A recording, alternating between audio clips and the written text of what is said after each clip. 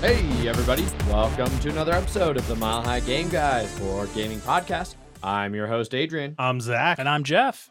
And we are here with a review episode because apparently this section, this 10 spot of episodes is just like fucking full of reviews. Because the last time we used it to play games and not talk about them. Yeah, we did a lot of discussions and shit. Yeah. This week we will be reviewing Black Orchestra, basically Tom Cruise in Valkyrie. Basically. Black Orchestra is a 2016 release from designer Philip Dubari. Artists are Cody Jones, Dan May, and Lucas Soriano, and it is published by Game Salute. It plays 1 to 5 players and takes about 90 minutes. Zach, do you have a rules breakdown for us? Yes, I do. In Black Orchestra, you're trying to kill Hitler before and during World War II. On your turn, you can move, grab items, trade items, draw cards, or conspire. Conspire lets you roll dice in an attempt to gain extra actions, but failing gets you higher suspicion. After your turn, you will be drawing an event card, which will move Hitler and his staff around the map. One type of card that you can take are plots, which allow you to attempt to kill Hitler. Each plot has different requirements, including location, items, and motivation level. You will then roll all of your gathered dice and compare hits versus Hitler's strength. If you beat it and do not get too many failures, you win. Otherwise, you can try again later. If Hitler is still alive when the event deck runs out, or every player is ever put into prison at the same time, you lose. Sounds about right. Now we should mention that we are playing on the second edition of this game. Yes. So we are playing off the new and only currently available version Yeah. of Black Orchestra. Indeed. So let's start off here with some initial thoughts. I'll go ahead and start. I think that I was one of the first to play in the group. I played it at Geekway last year for the first time. This year? Yes, this year. Yep. When we all Yes, played this it year. together? We all played it around the same time. Yeah, we all played it definitely- that same weekend. We all played it at Geekway. Yes. Yeah. So going into it, I didn't know much about it. I knew the general theme, in that you were the conspirators who tried to kill Hitler. Like I kind of quipped earlier, like that's the basis for the movie Valkyrie with Tom Cruise. It was a real conspiracy that really happened, and they tried a couple times to kill him and didn't succeed. So I'd known that of the theme going in. I knew it was fully co-op, and it was kind of move around a map and events happen kind of game. So I was interested. That's not necessarily like my super favorite type of co-op game, so that kind of tempered that interest a little bit. So I'd say I was neutral to positive on it going in. Jeff, what about you? I don't think I had really heard of it before Geekway, and it was in the Geekway library, and the only thing I remember, we were just cruising around the library, and I think Paul may have mentioned it's like, oh, it's that game where you try and kill Hitler, and I was immediately like, yes, I need to play this. Especially after I heard it was a co-op game where you trying to kill Hitler. I'm going to kill Hitler before you do. Yeah. Can we work together instead? No, fuck. I'm going to sabotage your attempt to kill Hitler so I can kill Hitler. I want to kill Hitler. So I was really excited to get it to the table. No idea how to play it besides that it was, co-op and you want to kill Hitler. Zach, what about you? What did you think going into Black Orchestra? I remember it was the game after Paul played it first. So it was that you and Paul played it first, Jeff. After I'd heard that, Paul was like, man, this game is great. Yeah, I think we played with Lance. Yes. It was also just in Missouri at Geekway. And so I played, I was like, oh, okay, these guys really like it. So I will try, it sounds interesting enough. I will try it. And then, so I ended up playing it like a day or two later. But I hadn't really heard about it before that. So, yeah. Or I remember us talking, I feel like we talked about it on Kickstarter or something. Maybe. But it never really sunk in. And so yeah, I was like, oh, we get a chance to try it. And Paul and Jeff liked it. So yeah. Right on. Then let's move on over into components. So starting off here in components, like I said, we are playing on the new second edition. So the components for this are actually really pretty good. There's a lot of cardboard chits for the different items you can get. They're double-sided. The back side's like the back, so that you can put them all face down and not know what's where. The face upside has just what the item is and a little like symbol for it that's pretty easy to associate with whatever what it plot is. gives you an extra die roll on that plot. There are little like longer tokens for Hitler and his generals that will move around the board. Those are also cardboard. They're fine. Player pieces are these small little wooden pawns. The pawns could be better. Yeah, they're weird. They look like They're pandemic small, pawns, but they're they're tiny. tiny. They're like pinky nail size. Yeah, maybe a little bigger than a pinky nail, but not much. No. Definitely not your standard like pandemic pawn. Yeah. And not a meeple. It's a pawn.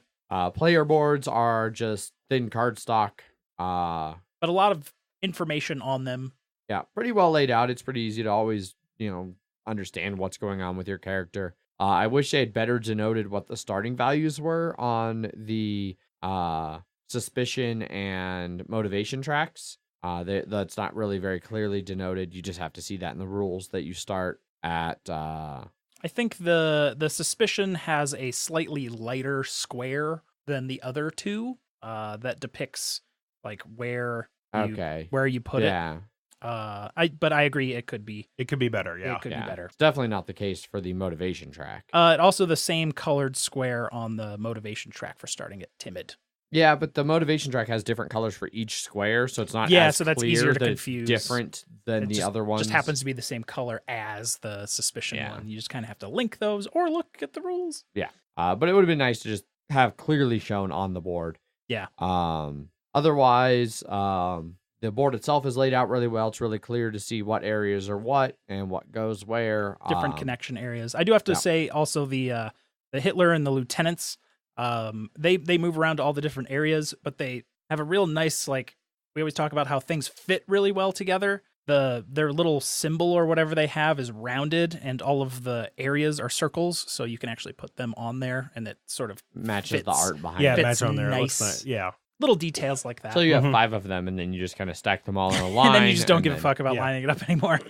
I like that the tokens don't have any symbology or anything. They just tell you what they do. Yeah, you don't have to be like, what does this symbol mean? What does that mean? No, just right on there, like, discard a card, discard an item, minus Plus one motivation. suspicion, or There's dice in this game. There are custom dice that have, I don't remember what the balance of the faces are. It's 1, 2, 3. Yes. And then there's 2 targety symbols, and then there's like the German eagle or whatever, which is basically a failure. A fail. Yeah. And you roll them for a variety of different things. So depending on what you're rolling for, you'll want different values.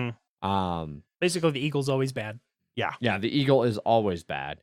But it's good that they were able to figure out a way to just use one style of like you don't have to use there weren't a bunch of different dice. There's not like a conspire dice and a plot dice and whatever else. No. But there's really not a lot of components. I mean, that's basically it. The board, a bunch of item tokens. I guess this is where we can talk about the specifics of the cards, and like all the cards have to do with historical events.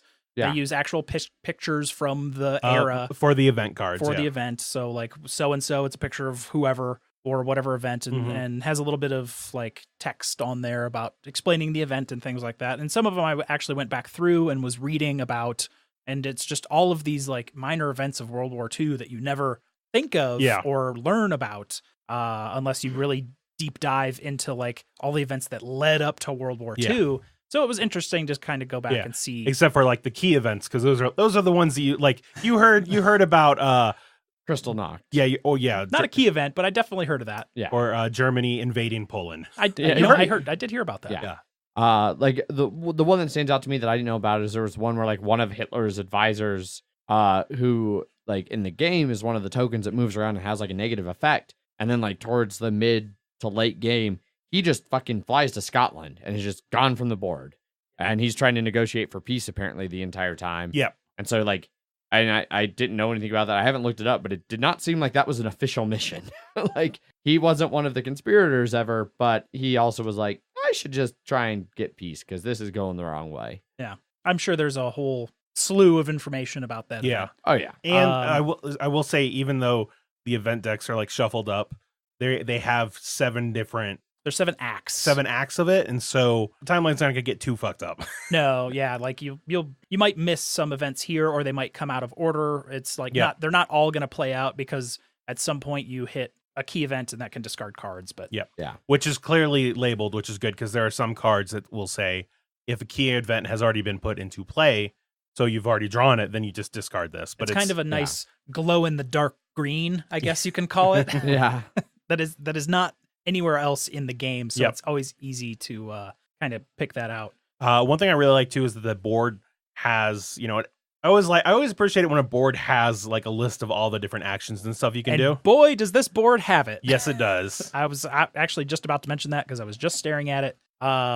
It has basically everything you can do on your turn and actually a detail amount of what that does. Yeah, it doesn't just list Yeah, it's not conspire. like just the list. It'll of say the what name. it'll say conspire and then what conspire does. Yeah, and how you actually follow through that, and like what to do. So like here's what you do on your normal turn. But are you arrested? Oh, well then your turn is actually just this little thing. And it has actually the arrested player's turn on there. Yeah.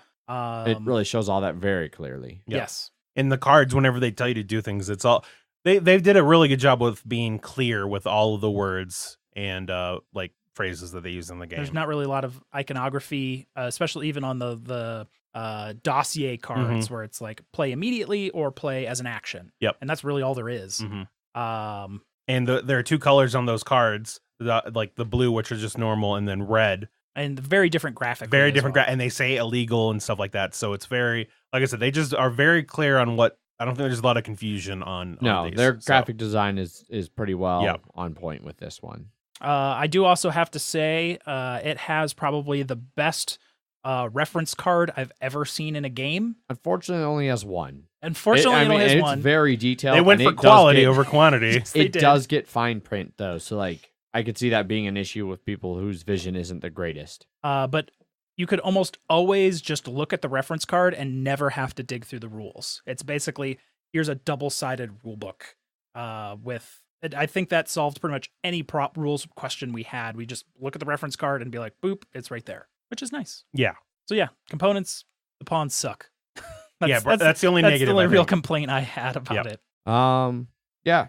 The cards, going back to those a little bit, you don't really shuffle them much, so cardware is not a huge issue. They're No. small piles that you just kind of mix up a little bit. Yeah, the act deck you never really do. Yeah. And yeah, like you said, the dossier ones, maybe the ones in front of you, but even then, it's They sort just of sit on your player board. You shuffle that deck fairly, like, I don't know, twice. because there's a card that lets you reshuffle That's everything true. back into it, so it might get shuffled a couple times a game, but I hadn't noticed anywhere. No. So the components are all solid, and in terms of like durability, but there's not really a lot of them. So, No. I think we can move on then to some rules and rules explanation. Indeed.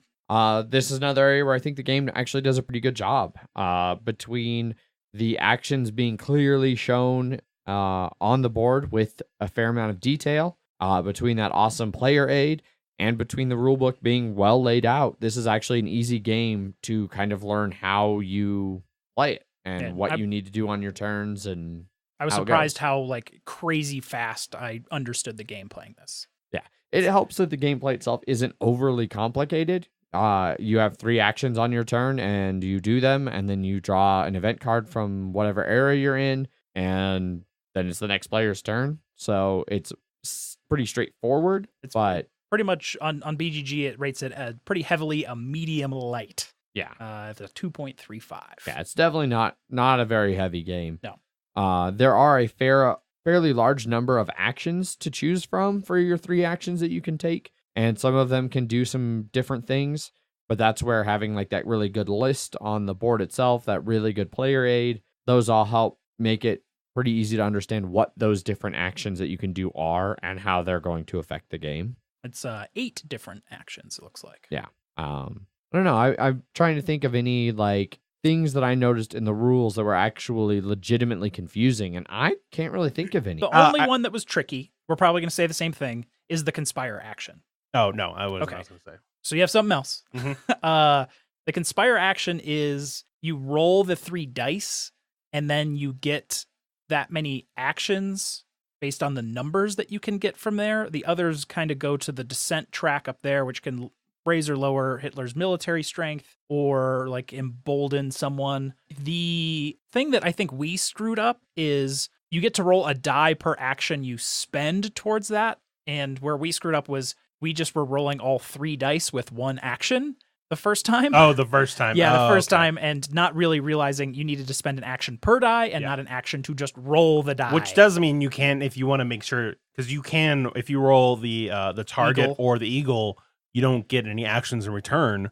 So you could just be like, I need to do this one action, so I'm going to do that action, or I'm going to roll these 2 dice, and then if both those fail, I still have the one action to do something. You have a choice of up to 3 actions. Yeah, and you also don't want to do it when you're on a space with other people, Yeah. because if you roll the eagles, everyone there's suspicion goes up by 1. Yeah. So knowing that, and the other thing is that Don't do it the first thing with everyone else on Exactly. your space, or it's like, hey, does everyone else want to kill Hitler? Yeah. No. Uh-oh. Yeah. So that is a that right is there in the train Yep, station. that where is we a all rule start. you need to tell people. Yep. And then also, when you get arrested on the card, unless it specifically says you get released, you don't get released, because there's different actions you can take on there. And the problem is that you can't show that card to anybody else. So you need to tell the person. You just make sure they know that if their action that they're going to do doesn't let them get released, they stay there. Yeah, and that's where like during the rule teach, maybe pull a couple of Mhm. those out Exactly. and go over them, like Yeah. and explain that in And, depth. and then there's one that's always good, and then there's one that's always bad. But you're not allowed to tell anyone what it is. Exactly. Yeah. I think all of the character cheats are all pretty easy to tell what they Mhm. are. It's just your motivation kind of goes up and down, and like some certain plot cards can only be used in certain motivations, like being super reckless. Reckless is trying to like I think kidnapping is one of the super reckless ones. And that's really just getting your motivation up. That your motivation doesn't really have anything else to do except for hand size. And every character has a special action, some of which are better than others, clearly. Like being able to hold an extra item, maybe not that important when you can already hold, like 3 at a time? Yeah, so getting a 4th one versus like one of them's get an extra action or draw 3 cards at For the beginning of your free. turn. Yeah, and you can hold more cards. Yeah. So it's... So similar to Pandemic, not all of them are good at any time. Exactly. And then moving around the map, there's little numbers on all of the different cities, and that is representing the different acts. As the board expands, as the acts go on, that's basically the war moving on, and like the front lines and things, and crossing through Europe. You can't really see a whole good amount of the map of Europe. It's fairly abstracted. It just becomes circles on a map, and then there are lines. It's not like it's going to the official, the actual geological place of it. Yeah, generally geographical place. Sorry, geographical. It's like generally this is in Poland. Yeah, and but things will kind of expand out to Act 5. And then on Act 7, it'll contract. So there'll be ones that'll say you can't go here on Act 7. Yes, I think 6. The allies are closing in. Yeah. Yeah, there's 5 and then 6. 5 unlocks everything. There's no 6s. And then 7, like France and Belgium are gone. The whole Eastern Front is gone. And basically you're on a timer because there is the 7 acts, and you take out 2 cards at random from each one. In Act 7, there is an auto fail. Like all of the people in this game were real people, as far as I'm aware. Yeah, they all have little biographies from it's like the military intelligence, and civilian life. And then there was the actual historical event of kind of like where they finally found them all out and killed them all.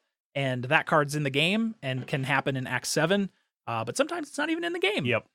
So it's one of those where you don't know when the game's really going to end. Yeah. That's another thing to mention for the rules and stuff like that, is because you're taking 2 cards out of each stack. You don't, even if you've played the game multiple times, there can be event, like the key event could be taken out, in which case you're like each Invasion of Poland just never happens. Yeah. But then also on the board, it labels the amount of Gestapo raids, which is basically how you get arrested in the game. Yeah, it's how you get arrested in the game, but it's a maximum of those. So if it says a maximum of 2, if you happen to take those 2 cards out when you're setting up the game, they won't appear. So you always need to make sure to tell people these amount can happen. There's a good chance it'll happen, but you might get lucky and they won't be in there, which is always nice. Yes. Pleasant surprise. Always pleasantly surprised by Black Orchestra. You should also mention the name is the name that like the German High Command gave the conspirators, I think. They would call them the Black Orchestra or something like that. Oh, okay. Yeah, that's why it's called Black Orchestra. Gotcha. Yeah, I guess, and nothing else was really tricky. Like No. everything in Berlin's connected with Berlin. There's Yep. no map tiles to go Yeah. anywhere. I think we move over to gameplay then. Yeah. So as we kind of touched on there in the rules, like the core gameplay mechanics are really simple. You get 3 actions on your turn at the start of your turn. You then take any of the 8 actions that are available. Often at least one of them is the conspire action. Yep. Getting more actions is key. And you Yeah. can get up to 9 extra actions. So you're going to get up to 9 actions, but you can also get no actions. So it's very, very, the variety. And if people get no actions over and over and over again, you will lose. Yes, you will Hard. definitely lose. Luckily, the odds are pretty good that you're You going... have a 50% chance on each die of getting at least 1 action. Yeah. So, and so depending on how many die you're rolling at any given time, your odds of gaining actions on the conspire action are pretty good. So one thing we didn't really touch on is actually how you kill Hitler. Yeah. So the goal, the entire game is based around acquiring these different plot cards. Yeah. And there is a starting difficulty as a level that you can do as well. right. Yeah. For the Military support. and that's Minimum. the bottom of his. Yeah. Yeah. So it could be, if you're playing easy, it could be 2 to 7. 2 to 7. If you're playing with standard, it's 3 to 7. Hard, 4 to 7. Yeah. So and the conspirators deck that you're drawing from as one of your actions, that's where you get those. What were those cards called? Plot cards. Not Oh. dossier. It was the dossier cards Mhm. or the plot cards. Yeah. So the whole game is based around acquiring these different plot cards. There's a whole bunch of different ones, whether it's like blowing up the airplane or blowing up a bunker or Poisoning, a coup d'etat. Yeah, sniping. Like there's a ton of different ways to kill Hitler. They all have different plot letters. So it's like plot A, plot K, plot L, which the items you have to use. When you see an item, it'll tell you which numbers you're looking, or It what has letters. like what the corresponding. It'll So you'll be- know like, oh, this one is used in these like 3 different. Yeah, it'll be plots. B, K, and L. Yeah. So it's stuff to look out for. But you're trying to collect these plots, which have 2 sections on them. They have the mandatory requirements, which is usually like Hitler in some type of location. So if it's like the plane bomb, you have to do it while he's moving from one location to the other. Yeah, But it's So- like free. It's like you don't have to like do the plot. Yeah, or it could be he has to be in this specific he has to be in Berlin, or he has to be in a fortified location, like the bunker bomb is like he has to be in a fortified location, like things like that. So or he can't be in a fortified. Yeah, so it tells you where he has to be. And there are some fantastic ways to kill Hitler. Yes, Yeah. there are. So and then most of them, I don't think I've ever seen one. Maybe the airplane bomb one where you don't have to be in the same location as Hitler. Yeah. Most of them say you have to be in the same Yeah, location. like poison food. It's Yeah. like you have to be somewhere. You have to actually go poison that food. yeah. And then they'll have a bunch of optional objectives, and that'll be things like the poison food one. If you have poison tokens, you'll get extra die to roll for those. And usually they require two items, and one of the items it'll be like you need a badge, to get in or whatever. But then poison, you can have as much poison as you want, and They'll have like a little asterisk next to it that indicates that it can be used multiple times. that food is like so poison. It is green. There is that death smoke coming out, and he's just like Just a my skull. favorite. Yeah, Skull and crossbones Yep, floating above exactly. it. It can be, and then some of them are things like the coup d'etat. If all of the players are in the same location as Hitler, then you get 2 extra die. Yes. But essentially what you're doing is you're trying to fulfill as many of those mandatory and optional as possible, which will determine your dice pool. And then you're going to roll those dice. And there are a lot of cards and things like that. yeah, that you and get. some cards will add to that and subtract it, and some will allow re-rolls and things like that. But you're trying to roll those dice, and you are trying to get a number of targets equal to or greater than. I can't remember. Equal to or greater than. Okay. Equal to or greater than his military support level. So that's why like having that lower base on the different difficulties makes it much easier. Meanwhile, if you roll the Iron Eagle or whatever that symbol is, if you roll that 3 or more of those, then Equal to or greater than whatever your suspicion is. okay. Yeah. And what your suspicion shows below it. Like, so your lowest suspicion shows 3. Yep. And then there's like 2 and 2 and then 1. Yep. But if you roll that many of the Iron Eagles, then the plot is discovered. And there's different And resolutions, whether and it it will was fail. Yeah, It'll it fails. even if you were successful at it. yeah. If you Air quotes. but then you can also fail, and then it's not discovered. In which case, Yes. it's just like you poison his food, and he's just like, "Nah, I'm not hungry." He throws it away, and you're just like, Damn it. We just keep on trucking. Or I tried to snipe him, and nobody heard the gunshot, Yeah. and nobody saw the round hit, but I missed. Yeah.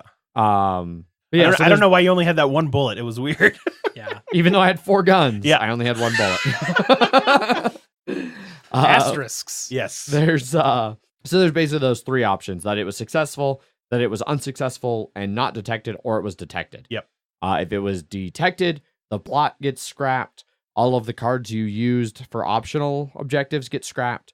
You go to jail, Mm-hmm. and then the game continues. And Hitler moves back to the Chancellor. And Hitler, flees to Yep. the Chancellery. If it was failed but not detected, you get rid of all the cards you used for extra dice, And the items. and the or that's what I meant, the items and the cards you use. Item tiles and action cards. Yeah, because there are cards that'll let you add extra die or re-roll die and stuff like that. Yeah, but you So, do get to keep the plot. Yeah. So you can try that again later, maybe, but you've just burned all your cards and Exactly. items, so it's unlikely to be useful. And then if it's successful, hey, you killed Hitler and you won. You only need to get successful 1 time. And you so- only need to kill Hitler once. And even though the game said 60 to 90 minutes, it can't we tried to do a coup d'etat during Act 1 or 2. Act 2 before he even invaded Poland. Yeah. And unfortunately he got an increase in military strength, so the die were not in our favor. We we needed 4 wouldn't out of have 6. gotten even like 3 out of 6 is more reasonable, I feel, with I a mean, the reroll. odds would have been better, Yes. but what the roll actually was, Yes. we weren't winning no matter what. That's No. true. That's true. We But had 1 success after the reroll. exactly.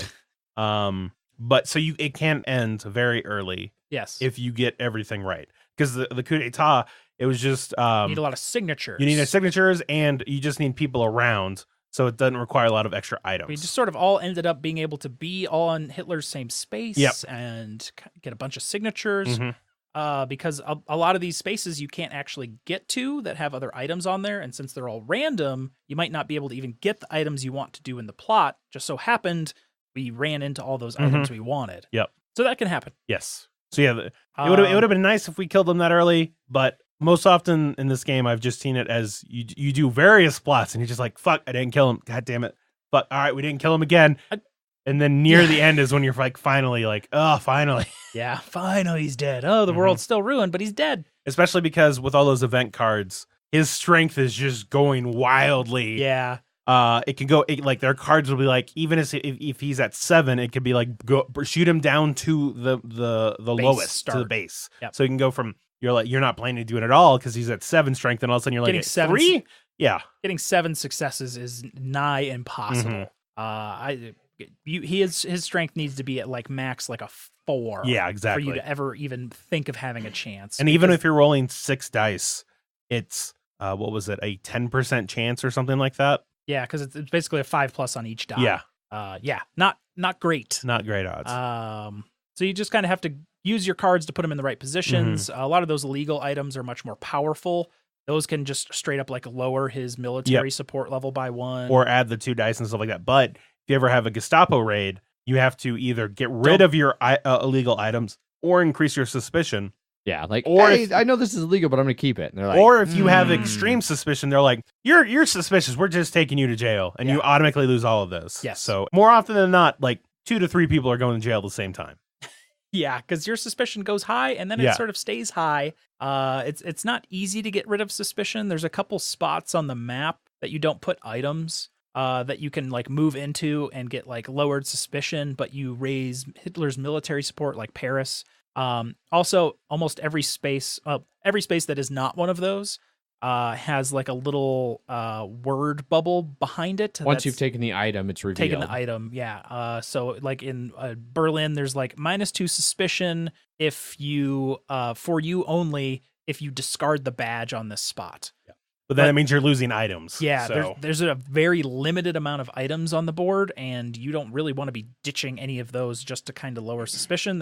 We never really used any of those in any of The only one we used was Adrian used one that got an increase in motivation for an increase in suspicion. Yeah. Because some of the plots, So your motivation starts out as timid, and then it goes up like 5 levels. And level 4 is committed. That's when you can start doing plots. Yes. Because you can't just do a plot immediately. Yeah. You're like, I kind of don't like this Hitler guy. I'm just going to kill him right away. No, you got to be like, oh, I fucking hate this Hitler guy. But then some of them, like sniping, requires reckless. You're like, that's you taking it into your own hand, and it's just like, you need I'm going to hold these 4 sniper rifles and just shoot them all at once. Hope for the best. Yeah.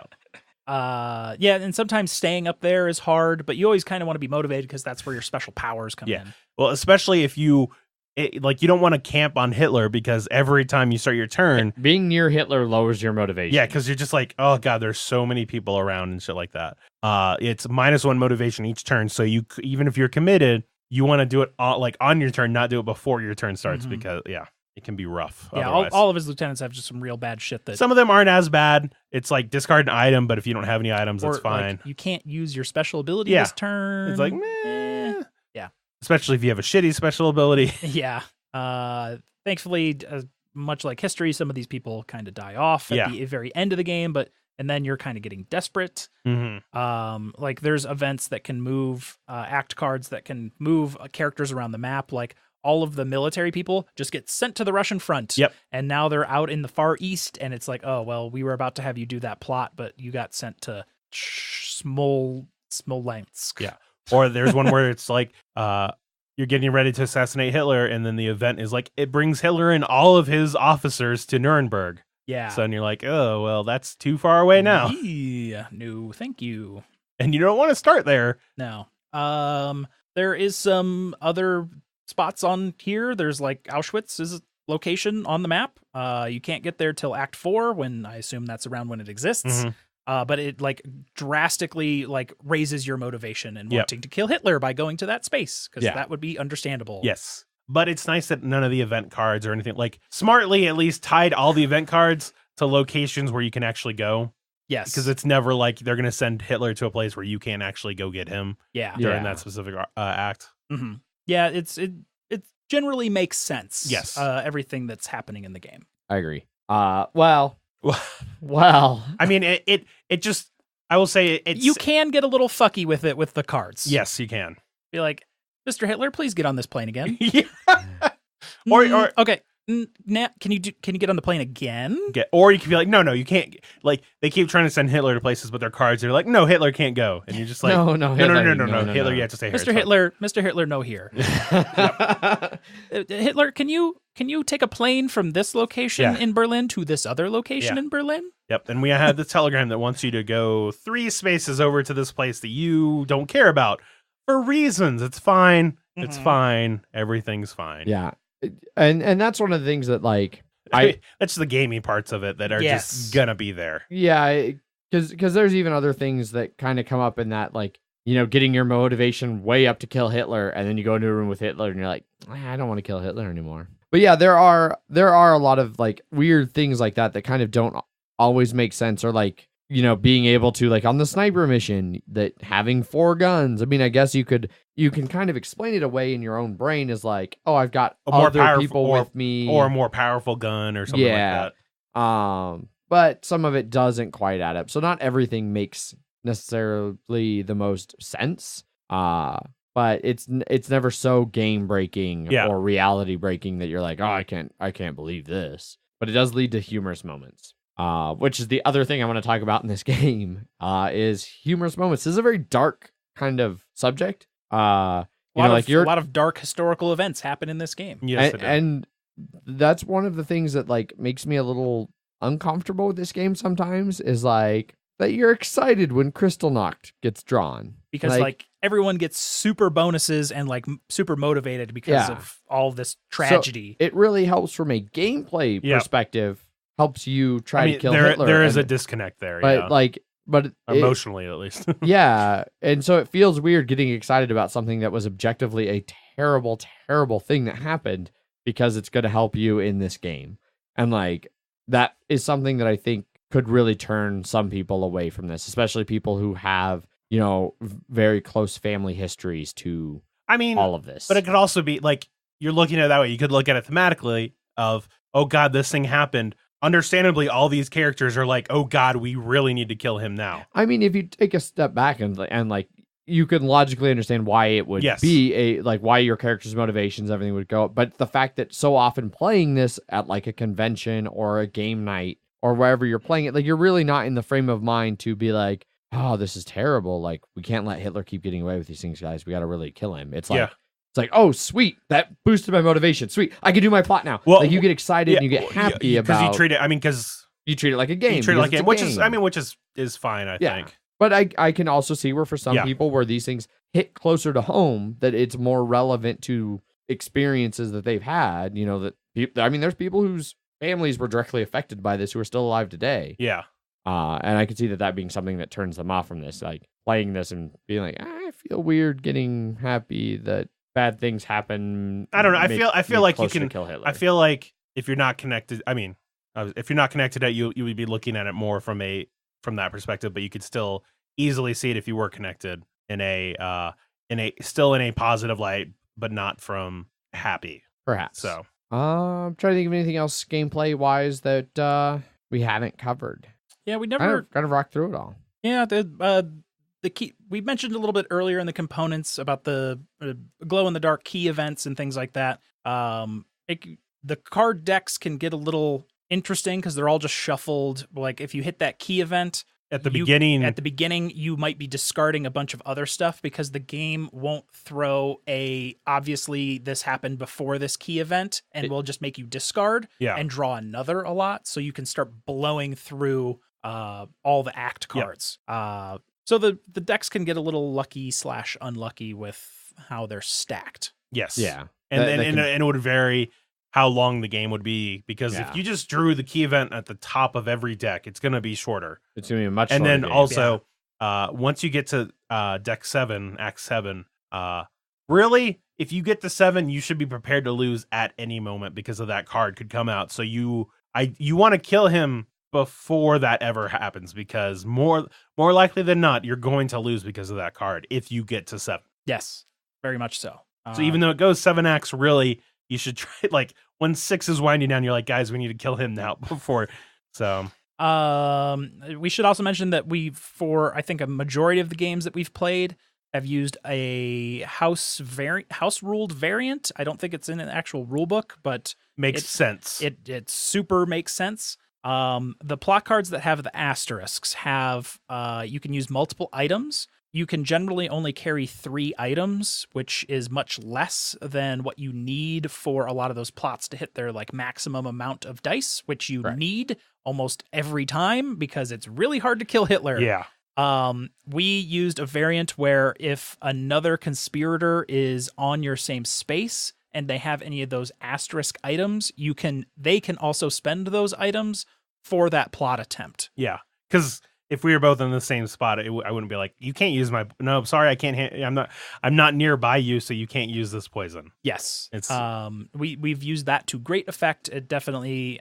We still have lost with it though, but yeah. It's definitely. It doesn't make the game easier. Technically it does, but I feel just makes it more reasonable in that respect, because that felt like just a gameplay restriction of just because I'm nearby, because you don't have it on you, it doesn't count. I feel, yeah. Because a lot of these plot attempts, some of them have like maximum like 3 dice you can throw. Like there's no more or less that you can do. Some of them have to do with like what kind of type. Yeah, it's like what person you what are, what type of position you're in. Yeah. And then having those different dice and stuff like that. Some of them just suck. You want the ones with asterisks. Yeah, that's the hot tip.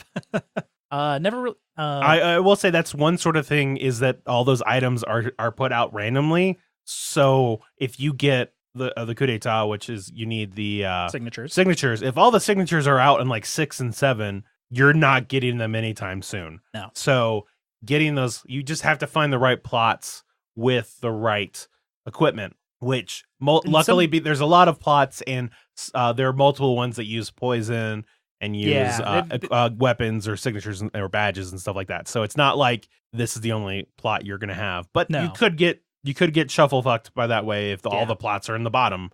But there are some or the dossier cards that are like draw until you get a plot at least. Yep. So there are ways to get to mitigate that. There's a lot of really nice cards in Yes, this game, which There is are really, a lot of them, yeah. Yeah, you really need to get those dossier cards. And you could just run into the part where like you need to go out into Eastern Europe and start going through some of those later locations just to try and pull those items out of there. Yeah. But it's a lot of movement actions to get out there and get back and things like that. Well, the game kind of handles that a little bit in some of those later era event cards.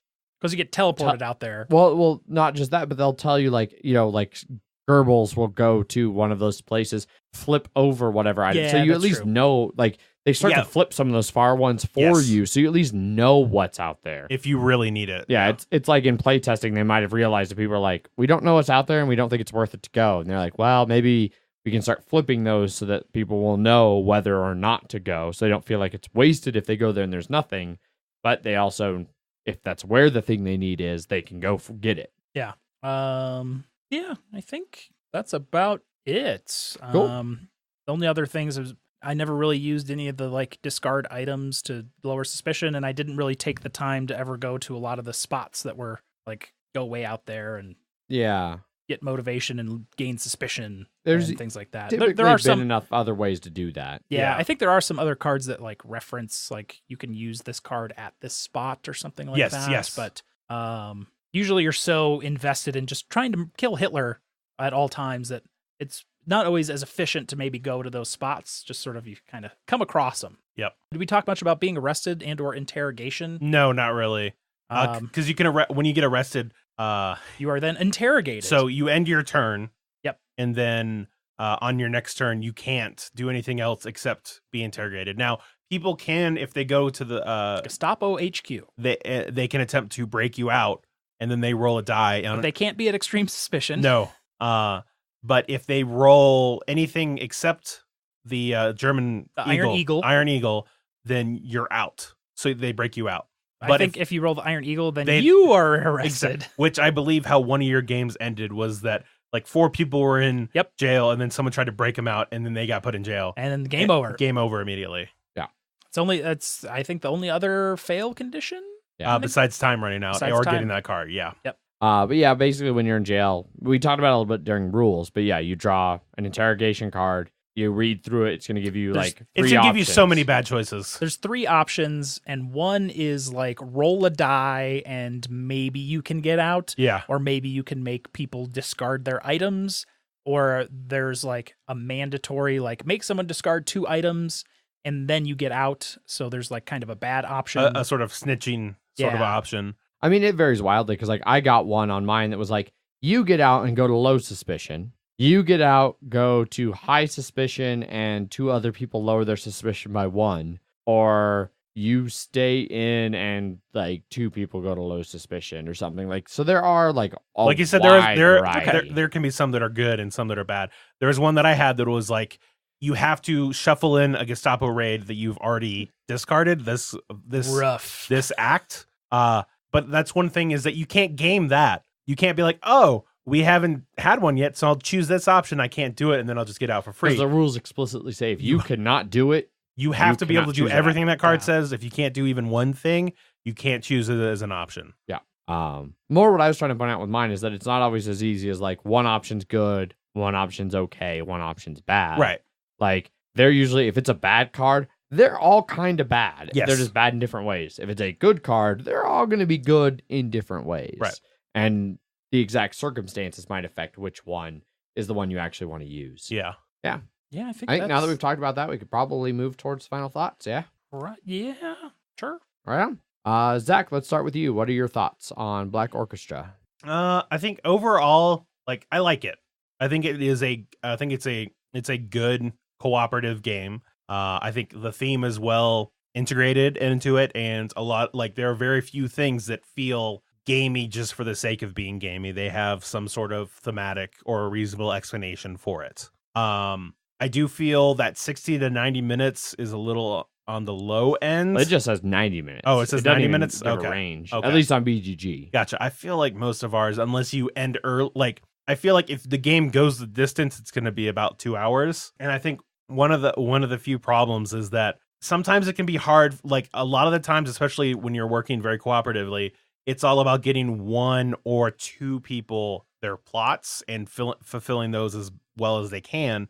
So sometimes you can feel like you have sort of a secondary role in the game that you're sort of like you're helping other people, and it doesn't feel like you are contributing as much as you would be able to, whether it's due to card draw. Like if you just don't draw any plots, then it's all about just getting other people's stuff. And if they don't have, like I was saying, if you needed those signatures and they are out in 5 and 6 eras or act locations, there's not a lot you can do with that plot that you have. And then you're just sort of, I feel like some people can be sort of spinning their wheels in that regard. And it's definitely nice that it feels great when you actually succeed for getting those dice rolls and stuff. But it's like, this is even with that variant that we've been playing, it is a harder game. And unless you get lucky with your dice rolls, it's going to go a long time. Yes. And I feel like you just sort of feel, it can be sort of depressing in a way when you just keep getting plot card and it just keeps failing and failing and failing. I feel that people that don't like randomness in their cooperatives and stuff like that, this would not be the game for them. Because in order to get those successes, the dice are already at a disadvantage because it's only a 1 out of 3 chance of getting a success, and then a 1 not auto fail, but a 1 fail. But for me, it doesn't bother me. I like it, but I'm never, anytime that we've been playing, it's never been like, oh man, let's play Black Orchestra, or I'm real in the mood for playing Black Orchestra. It was enjoy it while I was playing it, but I never have overall have a big desire to play it. I'm never I would probably join in, but I would never be the one to be like, hey guys, let's play Black Orchestra. Right on. It's very rare that Zach takes all of the words out of my mouth, but I think he summed it up pretty well in this one. I really like Black Orchestra in theory. I think that it's got an interesting take on the do some actions, draw a card kind of co-op style that like Pandemic started. Can I just interject with one thing? We have some Russian friends, and like they are sort of like when Secret Hitler was introduced, they're like, I don't know about that. But when we're like, hey, we have this game where you try and kill Hitler, they're like, fuck yeah, let's do it.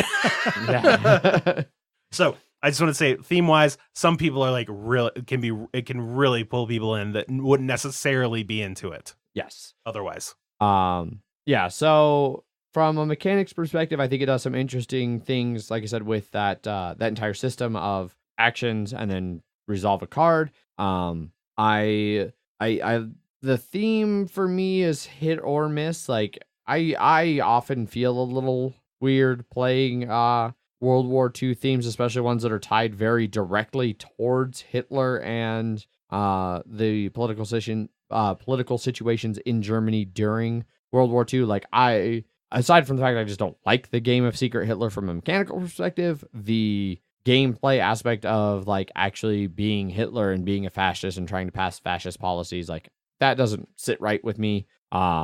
And Black Orchestra kind of toes the line. Like I mentioned a little bit during the gameplay portion, I could see how people who have very close ties to this feel weird about how excited a table might get about certain events that could come out throughout the game. Like events that really were terrible things that happened. And like, I don't know, it doesn't quite sit right. For me though, the biggest problem I have with this game and the thing that holds me back the most from wanting to play it is it feels like it drags. Like it is so hard to get to the 4th tier of motivation early. Like in the most recent game we played, I had almost everything I needed to do the coup d'etat like real quick. And the biggest detriment to doing it was just getting anyone's motivation up. And ultimately, it finally was somebody else got their motivation high enough. And so we just handed everything that I had for like 3 rounds over to them so they could be the ones to try and pull it off. And then it still failed because Hitler got lucky and boosted his thing right before we'd done it. Whereas if we'd been able to do it at any point earlier, it would have been fine. And I get that thematically it makes sense because people probably weren't super really committed to trying to kill Hitler before the war and before some of the other atrocities were like started to kind of reveal themselves, like that it is to stay true to history. It needed to be kind of that scale, but it seems like sometimes you could be ready to kill Hitler really early in the game, and then you just are arbitrarily like waiting. And in those early rounds, it's hard to boost your commitment to the plot. And then if you don't succeed, then you're just, all right, well, now we got to assemble a new plot. Oh, that didn't succeed. Assemble a new plot. And it just, once you've missed one or two of those, and it just feels like, we got to go through this again. And now we only have 3 rounds. Now we got to do it again, and we only have 2 rounds. Oh shit, it's the last round. It's our last chance to do it. And it, instead of feeling like it builds tension, like we're running out of time to kill him, it's like, oh my God, we have to try again. We have to try again. And it just, for me, it drags. Yeah, especially if you fail, but it's not detected, you get to keep the plot, but you lose all of those items, rendering the plot sort of useless. Yeah. So I like it a lot in theory, but I think I'm in a lot of the same boat as you are, Zach. I don't see myself ever really like wanting to play Black Orchestra. I think I would still play it occasionally here and there if somebody was like, yeah, we haven't played this in a while, let's play it. I'm like, all right, cool, yeah, sure, we'll break it out. But it did not ultimately really catch me. Gotcha. Jeff, what about you? Black Orchestra is a really great game. I like it a lot. There's no buts. Except the 3 sitting in the chairs right now. Yes. Bullshit Paul has purchased this game. He purchased it almost immediately after playing it on Geekway. Geekway. I'm definitely more on like, he's definitely the most positive person. I know that he's said that this has completely replaced Pandemic for him. He will play no other co-op game that uses pawns, apparently. I think I'd still rather play it now boarding, but yeah, now boarding has replaced both of them for me. Fair enough. I guess. Even though I played now boarding after Black Orchestra. It doesn't necessarily replace Black Orchestra. I'm a big fan of co-op games. I really, really like this game a lot. I enjoy all of the excitement level that you get around trying to kill Hitler in a lot of the other games I've played, except that last one that we played. I definitely think this game has a sweet spot for player count. 5 is not it. I would agree with that, yeah. Much like Pandemic, I think it probably plays best at 3 or 4 at most. Probably 3 would be real good, because then you're all kind of really spinning well together. You don't have to wait so long for like that 5th person to like finally get that one thing that you need where it was and try and keep Hitler where he is, and that really drags everything down. Well, and then also it's just you have less actions to do throughout the game, because at the end of each person's event, you're drawn an event. So that deck doesn't change depending on the amount of players. No. So it's just you are losing the amount of actions, just like Pandemic. Yes. And I think this game can do way too much crazy shit with those act cards to make 5 players like worth playing. Gotcha, yeah. Because Hitler's just flying around the board and everything's just, time's going real fast. Yeah, it is. Is basically what's happening. So like 3 or 4 players is definitely much better. I would agree with that too. Yeah. Some of the mechanics I just never really find myself using, like those different like Paris spots and Auschwitz and discarding items because they're so valuable anyways. A lot of the game does come down to like trying to like burn through that dossier deck so you can find those really powerful cards, because those are critical to trying to kill Hitler. Like I think you can get up to 2 extra dice and 2 rerolls on them, which crucial at like any point. So you can kind of get a little draw screwed in here because you're not getting the right cards you need, or you've picked the act cards in the shuffle are bad. But I've also had really positive ones where like we lost in Act 7, there was no auto loss card at all, and we took all the way down to the bottom to try and get it, and that's just the time we needed, and we just got really lucky with that. In like the 5 and 6, you can get 3 Gestapo raids. I think we may have discarded both in each, so there was only 1 Gestapo raid in 5, 1 Gestapo raid in 6. Which because those illegal items are the super powerful ones you really need. So it can go both ways. But some characters kind of suck, but some are good. So don't maybe just deal out random ones, maybe kind of selectively see what you want to do. But of course, all the good ones kind of rise to the top. But there was that Kickstarter that is adding like doubling the amount of like character cards that you can have in the game, which will be nice. Yeah, it's a good game. I really like it a lot. I highly recommend it. It's fantastic co-op. Had a lot of fun. Had fun at pretty much any player count that wasn't 5. Gotcha. Yeah, so that wraps up our review of Black Orchestra. Varying degrees of meh to good. If you want to pick it up, it is pretty solidly available online for somewhere between $40 and $50. The cheapest I see right now is Card House with $39.99. Yeah, and I think I'd seen like a Columbus Day sale or something. It was like $35, and I was like, oh, I almost got it. Yeah. So it's available for a relatively reasonable price if you are interested in getting it. Now that that's done, we can move over to some listener feedback. We had a response over on BGG to the thread over there. Zach, do you have that pulled up and ready to go? Yes, I do. This is from Chad. Great game. One of my favorite, a few actions then event co-op games. I know a few people are turned off by the dice, but I think this is one of the best implementations of dice in a game. Adds tension and uncertainty to the plot resolution that fits perfectly with the theme. And the game doesn't end if you fail. Looking at you, London Dread. What's London Dread? It's a game. Okay, good. Yep. I have not played I it. haven't All played right, it. no one has otherwise, played it. No. Good. It's also interesting in that it feels like a game that should be easy to quarterback, but every time I've played, it's a more collaborative experience. Players verify with one another what the best plan is, rather than one player just telling everyone else what to do. Often one player has the most viable plot at the time, and the other players fall into a support role, doing what they can to set up the assassin with the best odds. Also, really enjoy how you have to unlock your player powers with the motivation track, and the second edition changes to the interrogation rules. You used to have to roll to see if you get interrogated. Now you just always draw a card. That'd be brutal. Just kind of like, I'm just going to continue sitting in jail. Yeah, I think that's a good change that they made. You know, and then I've been thinking about it, like after you read that and everything, and Chad's right. I've never seen anybody get really alpha gamery with this one. No, because you sort of like, you have to be like, all right, we're going to go to this spot, and then you're going to trade me that card so I can do it. Like, well, and even like, you know, because alpha gamer doesn't have to be like, you need to go here with your card and do this. You go do this. You go do that. You go do this. And he's right. Like, it does seem to fall into like kind of a ebb and flow of like, who's in the best position? Like, all right, we're supporting Jeff right now. Jeff, what do you need to do your plot? And then you're like, oh, I need to bomb Hitler, or I got to do this. Yeah. And then I'm like, we have to make sure Hitler doesn't move, or Hitler has to move here, or Hitler stayed where he was. And then if that fails, then it's like, all right, well, who's got the best plot next? All right, well, I've got, Snipe Hitler, and I'm at Reckless, so I could pull that off if you give me some weapons. And everybody's like, oh, I can get you a weapon from here. I can get you a weapon from here. Yeah. It does feel very collaborative in that sense. So that is something it does very well. Yeah. Right on. That is all the listener feedback we had on Black Orchestra. Just don't collaborate at 5 players.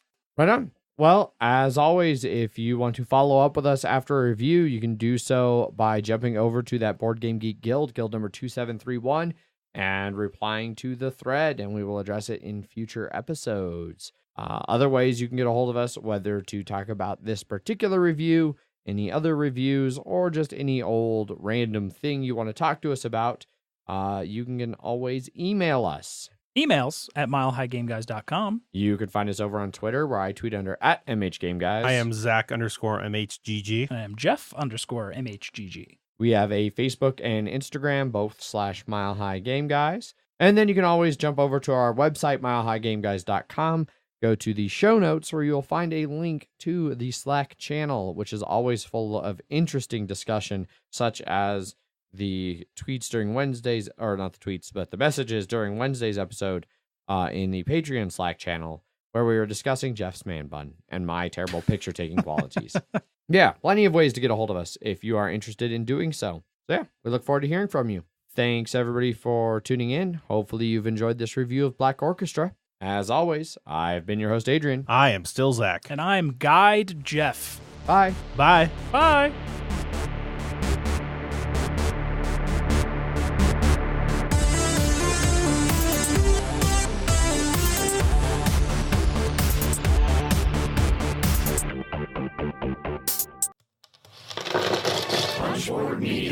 Where we all bring something to the table.